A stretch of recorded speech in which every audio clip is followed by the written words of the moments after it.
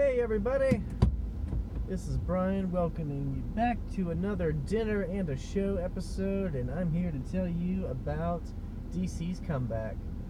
Oh my goodness, Shazam.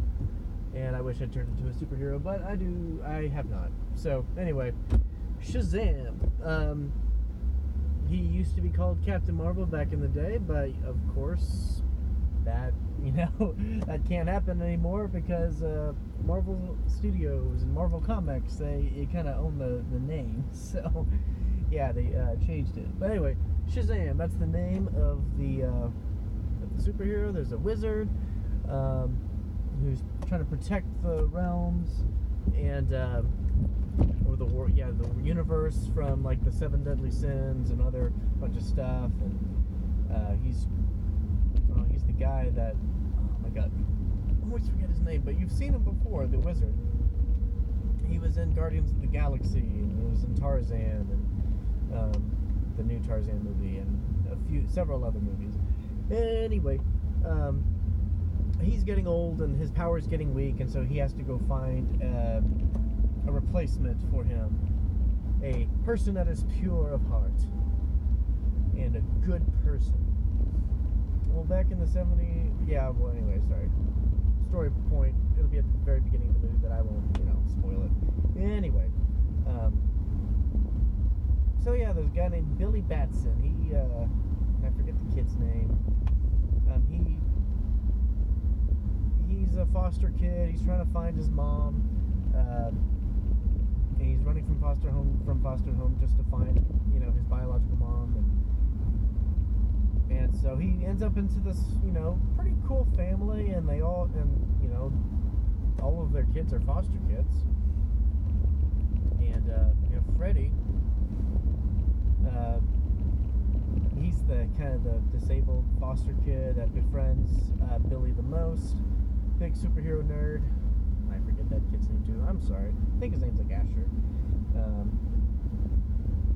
But anyway, yeah, so Billy, just one day he's, I guess, defending his foster brother that he doesn't quite think of as a brother yet, from these school bullies, and the wizard sees that, and he thinks that he's pure of heart,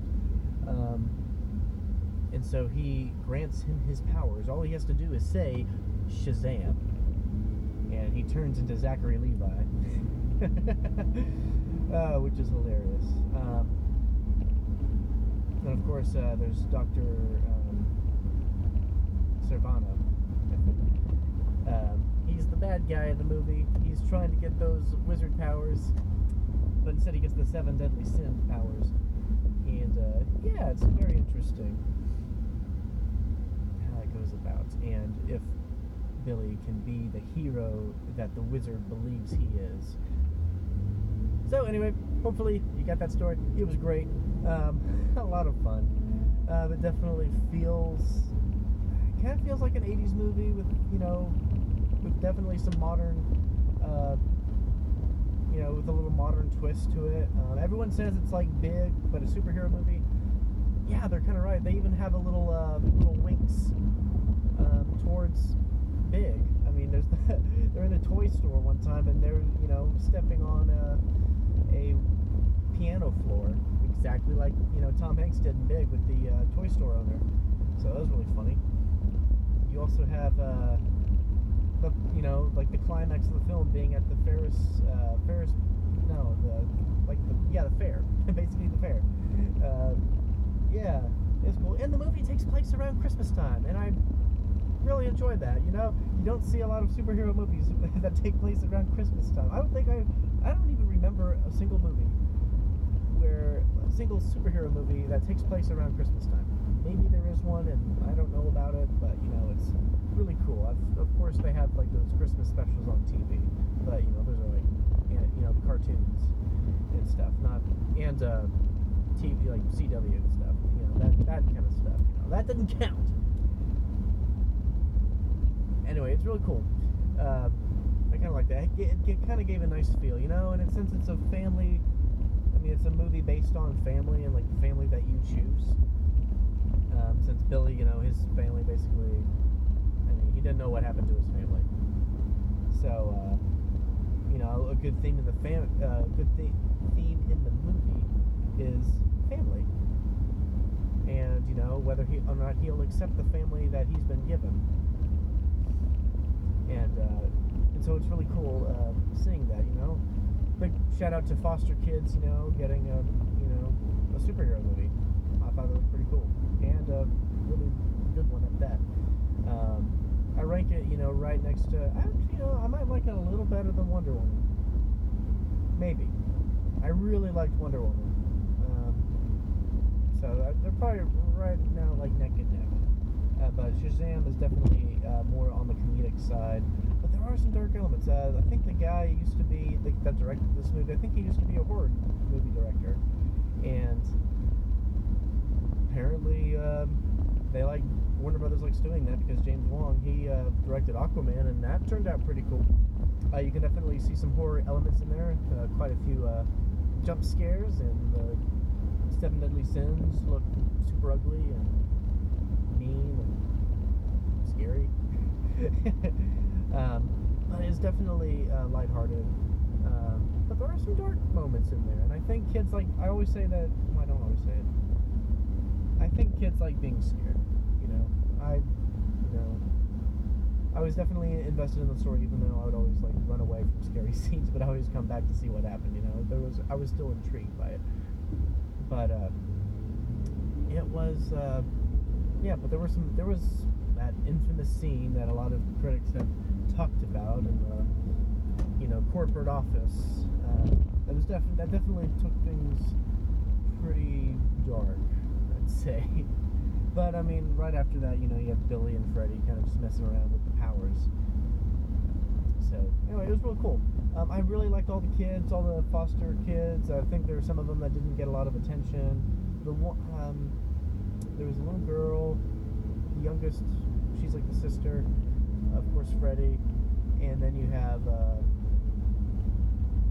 I think the oldest girls. I think they might be the ones that have the most attention in the movie. But I think all of them except one, and they have a good amount of screen time and development.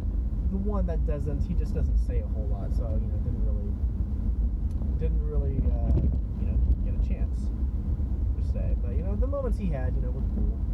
A lot of people have talked about Santa Claus in the movie. He was pretty funny, I'd say. I enjoyed watching him on there. Then the villain, Dr. Sirvana. I always you've seen the guy before. He's been in a few movies. He's usually playing the bad guy, bald dude.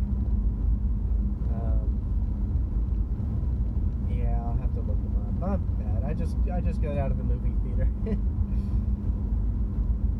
But yeah, he was actually a pretty cool villain. I liked him. Enjoyed him a lot more than Ares from Wonder Woman. The thought of Ares was pretty cool, and I think a really necessary thing for Wonder Woman's story arc. Problem is, he was just revealed as a kind of dorky looking dude that he revealed himself at the last minute. He's like, where did you come from? So anyway, that's where I didn't like Wonder Woman. Here, his motive is just getting revenge because he's always been put down by people, and that's just not fun. He's held that grudge for so many years. You're just like, really, come on, dude. But you gotta have a motive somewhere. So there's that. I'm trying to think what else there is about the movie. Music was fun. You have Queen in there, and Eye of the Tiger. Just to kind of throw him back to the 80s, even though Queen was mostly 70s.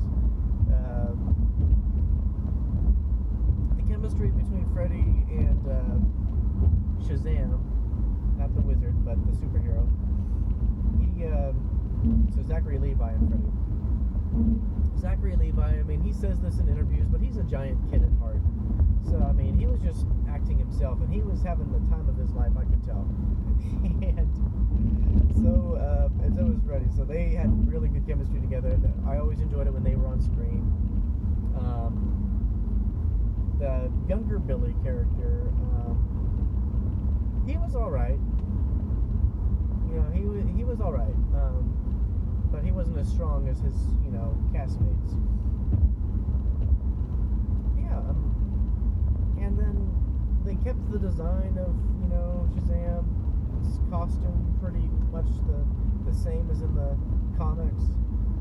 Whether or not you like that is okay. I don't think it's a make or break it deal. Some of the effects, when they're flying, you can kind of tell they're in a green screen. Not all the time, but there are a few times it kind of shows.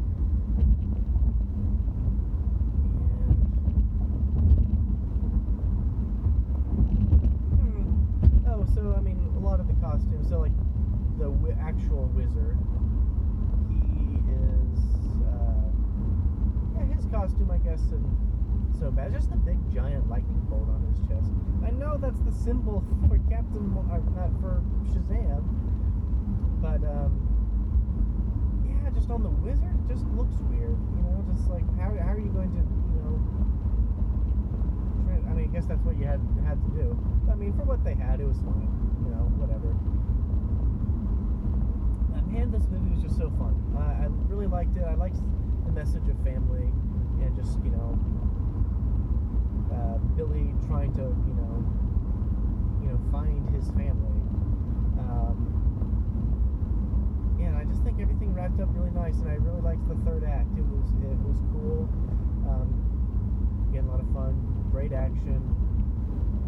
Something that, and it didn't draw out too long, like Man of Steel, and it wasn't too goofy like Wonder Woman, at least in terms of the dialogue and stuff.